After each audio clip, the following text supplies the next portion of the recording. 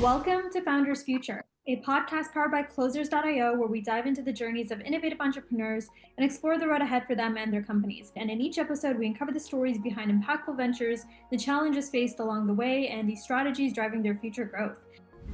Today, we are thrilled to have Natasha Tynes, the founder of Suburban Media Group, joining us. Natasha is a Jordanian-American journalist, author, and media expert with over 20 years of experience from leading multiple digital strategies at various organizations to also contributing to the Washington Post and Al Jazeera. Her woman-owned agency, Suburban Media Group, helps brands stand out with multicultural content, social media, and ghostwriting services. And she also has her own podcast where she inspires creators worldwide. We'll explore her inspiring journey, how Suburban Media Group is redefining digital storytelling, and what the vision looks like for scaling this dynamic agency. So I'm going to pass the mic over to you, Natasha. Welcome to Founders Future. Thank you, Michelle, for having me. I'm excited to be here. Yeah, absolute pleasure having you on. Take us back to the beginning. What inspired you to launch Suburban Media Group? What specific problem within the digital media landscape, perhaps around non-inclusive content even, started this journey? Sure. So I've been working, and I'm still actually working as a journalist for over 25 years. I actually started in the mid 90s, back in the Middle East where I was born. So I've been doing that for a very long time. I have a passion for storytelling, digital storytelling, fiction writing, and ghostwriting, and others. And I worked for a number of corporations, as you mentioned, Al Jazeera. I also worked for the World Bank Group. I also worked for the International Center for Journalists. And then after over 20 years, I felt it was time for me to start my own thing. I paid my dues in the corporate world, and I felt I had the experience and the passion to start doing that and focusing on the art of storytelling. And so the way I do that mostly, whether most of my work now is helping people create books with either by ghostwriting them for them completely or by coaching them through the writing process. So if you come to me and you tell me, hey, Natasha, I had this idea for a book. I've been trying to write it for 5 years. Can you help me? I was like, yeah, the first thing we have to tell you is it does not take 5 years to write a book. Usually it just takes 4 months. And all you need is discipline and mindset and some tools of the trade. And that's where me and my company come in. And I also sell digital products. So these include self-led courses on the art of ghostwriting, how to monetize your writing. I also teach online cohorts with companies like Maven. I continue to publish books as well, mostly fiction books, short stories, as well as fiction. They're set between the Middle East and the US. What else? As you said, I run a podcast and I'm very active on Substack these days. Yeah. Look at you, superwoman right here, doing everything in this space. Incredible. Thanks for sharing a little bit about your background and really the core offer. So helping others, coaching them through writing, launching their own stories. Is there a specific type of client that you typically work with, a specific type of genre that you coach others to write on? What does that look like? So mostly it's memoir. It's because I believe everyone should write a memoir and everyone has a story to tell. And I've been working a lot with either female business owners, entrepreneurs, creatives, or women who went through a lot of trials and tribulations and they want to inspire others. So it's mostly women. And there's a lot of my clients come from like Middle Eastern backgrounds, Arab Americans or like Arab Canadians and others. And the reason for that is if you think of the US, there's a lot of ghostwriting agencies. People are more aware of ghostwriting, but the concept of ghostwriting in the Middle East is still fairly new. And so I feel there's a need, and I'm someone who can bridge the gap because I'm bilingual. I know the culture, the format. Yes, I've been living in the US for 20 years, but my formative years were in the Middle East. So even though their books are mostly published in English and they want to target a Western audience, they're always looking for an author who understands the cultural background. And that's where I come in. Yeah, it's incredible. So let's say I'm a female business owner and I want to share my story. I want some help on how I can translate that essentially on paper. What does the typical client engagement process look like from start to finish as far as the coaching goes? I'd love for you to walk us through a little bit on that. Sure, sure. So I can basically give you two options. The option one is I will write the book for you, which entails going on Zoom sessions for extended period of time, like maybe 10 sessions. Each session is 2 hours where I ask you questions about your life, your defining moments, and all of that. And after I we agree that basically I have all of your life story mapped out, I start the writing process, and then we work together to finish the book. So that's one option. And this is it takes a while to finish this because scheduling the interviews and all of that, and plus the editing. I have an editor also that works with me. And I can also offer publishing options. So some people would say, I want to self-publish. No, I want you to guide me through the traditional publishing route. So that's another thing. And that's usually the costly option. And some people would rather go with a more affordable option, which is the coaching side, which is they write the book and I either co-write it with them or coach them through the process. So the option is I can do developmental edits, we accountability, we look at each chapter, but they do the bulk of the writing. So it took me a while to figure out these offers, and I did not wake up and I was like, yeah, I nailed it. No, it took me a couple of years of trial and error and speaking with the clients and like realizing what they want. And I feel like now I kind of mapped out the offers that serve and solve a pain point for the majority of my clients. Yeah, 100%. So there's really a done for you offer and then a done with you offer. Correct. Correct. And Perfect. Yeah. incredible. And as far as like really what drives a bulk of your revenue, what do you feel like it is? Is it more clients asking for that done with you support or more like a done for you where it's, hey, Natasha, I just want you to execute on this and Yeah. what you need to do? Where do you feel like that lies? The done for you because it's the higher ticket offer. And but the issue is it's a higher ticket offer. It's like a white glove service, and in terms of the client acquisition, it's harder to get those clients, but they're out there, and it requires a lot of reaching out from my part, social media marketing, and others. But that's the one that mostly moves the needle when it comes to my business, and I really enjoy it. Honestly, if I did not need to pay my bills, I would do this for free because it's just sitting with someone and hearing their life story and learning from them. And like I personally, I have changed as a human being from doing this job because many of the people that I talk to are more experienced than me. They have more life experience, they're usually older than me. And the amount of wisdom, not only in terms of business, but like in terms of living life, focusing on what matters. It's for me as well, it's life transformative.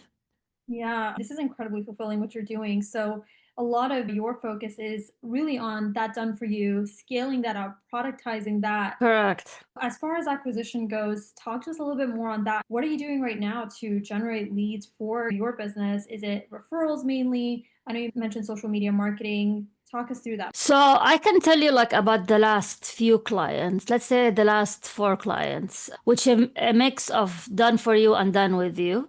One of them was referred through from a member in the community that she knew about what I was doing. So in our community here in the suburbs of Washington, D.C., in Rockville, Maryland. And then another one was a top media executive, and I was very familiar with her work and we had a working relationship. So I reached out and I said, hey, I think your story needs to be told. And after a couple of online meetings, we signed and we're halfway through the book now. Wow. And then the two others, the two others reached out to me based on my social media posts. But as you can see, it's a mix of me reaching out, referrals, and marketing were, inbound as a result of my social media posts. Yeah, I'm curious to get your thoughts on that, right? Because we've had a lot of founders where they're very reliant on referrals sometimes and inbound requests, but it's often not the most consistent or predictable to generate leads. So as far as predictability goes, how are you thinking about that as far as scaling? What does that next step look like? Maybe even looking into paid ads, cold outbound approaches to generate more consistent Yeah. traffic. What's your thought there?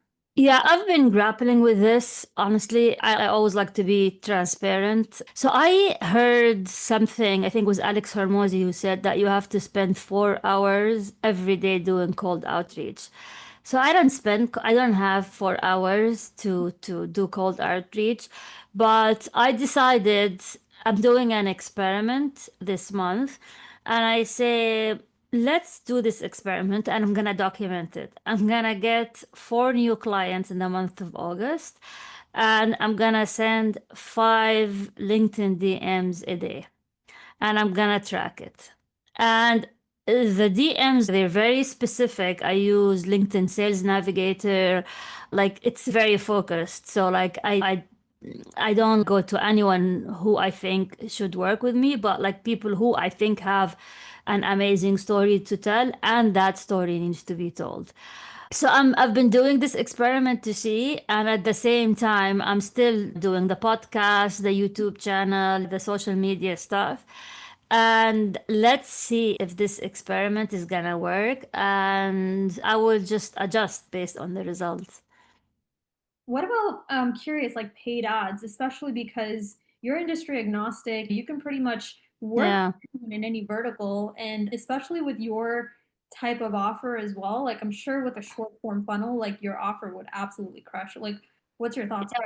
Yeah, that's good. I did a few paid ads, and I'm in the process of hiring someone, a contractor, just to help me with paid ads.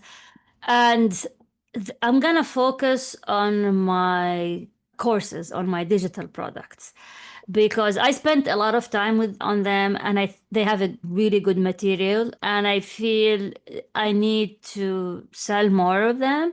And not many people know about them. I mentioned them here and there, but I feel using an ad on Instagram or Facebook where I'm actually explaining it on video rather than text, rather than, hey, buy my course. It's like me, and I'm gonna see, but that's gonna be one experiment.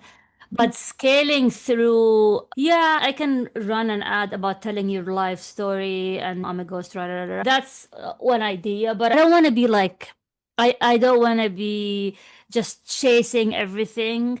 I want to focus on one thing every month, that book, The One Thing. And the idea is I want to do an experiment for a month and look at the result and move on to that and then double down on what works. So I think for the month of August, I'm gonna do the 5 DMs a day, plus or minus, and run paid ads for my digital products. Since now I am in the process of hiring this person, so I don't wanna. I know how to do paid ads, but I don't want to spend my time tinkering with that. And I'll see. And if I feel my digital courses are selling based on the ads, I was like, huh, so maybe I would actually sell my high ticket offers using the ads. So I'm just playing around with it. And that's why I love having my own business, because I'm always in a creative flow. I Yeah, wake yeah, up thinking about it. I sleep thinking about it. I journal about it, and this gives you, it invigorates you. Like it gives you a passion for life. yeah. That, and nothing against having a corporate job. As I said, I did it for decades, but it gives you this passion and drive that I never felt it before when I was working on somebody else's dream rather than my dream. Yeah, 100%. I love that because a lot of people get stuck in this void or emptiness, right? And Yeah, oftentimes, like orthodoxly, corporate life, doing a corporate job is the path that we're so told that we have to take. But sometimes halfway along that journey, things change and you have to do what fills your cup of tea at the end of the day. That's what yeah. I love that. As far as your vision in the next 6 to 12 months, What does that look like? Where do you want to go as far as like revenue, scaling? I know you have the digital products as well that you've productized. Paint that picture for us. Yeah. So like you look online and people saying, I'm doing 50K a month and doing, but everything is on the expense of other things, right? I have 3 kids as well, and family is important to me. And to what degree I want to scale and to what degree when it is enough. And like in a perfect world, 20K a month would be enough for me. That's it. I don't want to go even like between 10 to, like I said, 10 to 20 if, but I don't, for me, that's more enough. I want to keep it as a lean business. I don't want to expand and hire many people. What I hire are contractors. For me, it's less of a headache. I hire them on a project basis.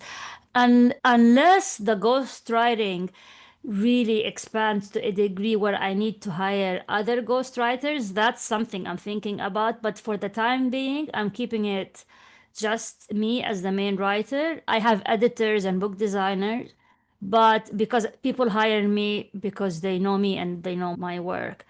Yeah. And maybe in a couple of years, I would consider hiring more writers and I would focus more on the interview process because the interview process when you ghostwrite is that it's actually more important than the actual writing because that's when you get the stories out of them. Yeah. So my idea is I would do the interviews and I would hire junior writers at least to finish the first draft, and that would give me more time to write more books if I have a team of writers. But again, I would not hire and as a full time. I would just keep it lean. I would keep it as contractors for the time being. Got it. So, as a founder, I'm sure there's probably a lot of constraints, bottlenecks that you're experiencing in your business. What do you feel like that is right now as far as getting to some of the things that you want to achieve this year? If you could share with our listeners, do you feel like it's lead gen, sales, fulfillment? Talk to us a little bit about what that looks like. I think every month or every few months, I try to focus on solving some of the issues for me or for my business, or maybe clarifying them is a better word. And because we're always learning, it's a path we're always learning when you run your business, and that's why you like it. I think for a while, the past 3, 4 months, my focus was the offer, is making sure that the offer has a good market fit and also very clear and actually solves a real problem Yeah. and that people wanted. And it took a lot of going back and forth, trying something and failing, and realizing that this is what people want, and then where to actually find these people. And as I said, like Arab American audience or Middle Eastern, that's when I realized where I am needed the most at this point because there's not enough ghostwriters for that segment of the society. And many of them, like even think of here in the US, I did my first book that I ghost wrote was for an Palestinian American business tycoon. And his story was amazing because he grew up in an orphanage in Ramallah in the West Bank, and how he built this major insurance empire here in the DC area. And that's when and he was looking for an Arab American ghostwriter. And these stories not only they deconstruct stereotypes, but it also helps others understand there's if you work hard, you can achieve greatness. And yeah, I felt like I want to lean into my cultural background, my even my accent. Like at first I would be like, oh, I'm gonna go on video with my accent, but now it's one of my signature my signature traits, and it shows me as an authentic person. That's your identity at the end of the day. Exactly, exactly, Make exactly. you you and Yeah. standing out amongst the noise. Yeah, yeah. It took a lot of working on your mindset and to figure all these things out. It's part of the process. Wow. Correct. Correct. Before we do wrap up, what's like the best piece of advice you would give to some of the founders out there that are looking to follow in your footsteps, start something on their own, step away from the corporate world? What would you say on one last note? It's actually something that has nothing to do with the business. And I sometimes I even try my book coaching with this advice is go to the gym. And the reason I say that is I grew up as a book nerd and I never cared about sports, whatever. But the minute and in the past, let's say 5, 6 years, I've been focusing more on my energy level and my mental health and physical health. And it's the infrastructure. It's if you want to run a business, you have to be in a solid mental and physical status, and never ever underestimate how much that affects your performance. Mm, So joke with my friends, the more I exercise, the more I scale. mm, Because it's like it clears your mind, it gives you more energy, you become more creative. I get so many ideas while like I'm on the treadmill or lifting weights or whatever. And it's you have to take care of yourself mentally and physically, and even make this the number one priority more than actually scaling, because there is no wealth with no health. So that is would be my number one advice. wow, that's powerful. Yeah, healthy body equals a healthy mind, and Yeah. health equals wealth. There's the tagline there. Yeah, exactly. I love it. On that note, that wraps up an inspiring episode of Founders Future. Natasha, thank you so much for joining us today, sharing your wow, incredible journey representing the Middle Eastern community. These are our roots and this is a part of the identity, right? I'm awe-inspired and I wish we had another 30 minutes to keep talking, but unfortunately we don't. So we can do a part two. But yeah, wishing you all the success going into this year. And to our listeners, if you enjoyed the episode, don't forget to subscribe to Founders Future. And if you want to reach out to Natasha, we'll link her LinkedIn and her Twitter profile in the summary below. So you can reach out. And I'm sure she's happy to have a conversation and maybe help you write your next story if you are a founder out there. If you are interested in more resources and insights as well, you can visit us over at closers.io. We're dedicated to helping businesses scale their growth through trained appointment setters and world-class sales and marketing systems, and learn a little bit more about what took us to 0 to 30 million in the last 26 months. So until then, everyone, keep climbing and we'll see you all on the next one.